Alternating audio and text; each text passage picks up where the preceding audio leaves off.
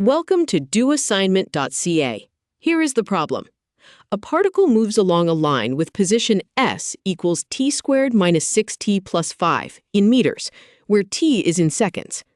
Find the average velocity, average speed, and acceleration over the interval from t equals 0 to t equals 6 seconds, and the acceleration at t equals 6 seconds. Now, let us work through the solution step by step. First, let's find the position of the particle at t equals 0 and t equals 6 seconds, and check whether it changes direction in between.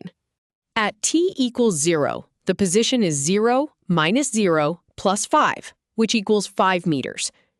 At t equals 6 seconds, the position is 36 minus 36 plus 5, which also equals 5 meters.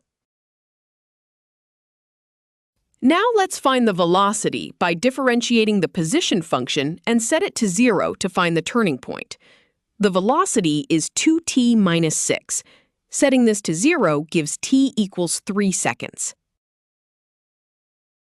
At t equals 3 seconds, the position is 9 minus 18 plus 5, which equals negative 4 meters. This is where the particle reverses direction. Average velocity equals total displacement divided by total time. The displacement is 5 minus 5, which equals 0, so the average velocity is 0 meters per second. Average speed uses total distance traveled, not displacement. The particle first moves from 5 meters to negative 4 meters, then back from negative 4 meters to 5 meters. The distance from 5 to negative 4 is 9 meters, and from negative 4 back to 5 is another 9 meters, for a total of 18 meters. Dividing 18 meters by 6 seconds gives an average speed of 3 meters per second.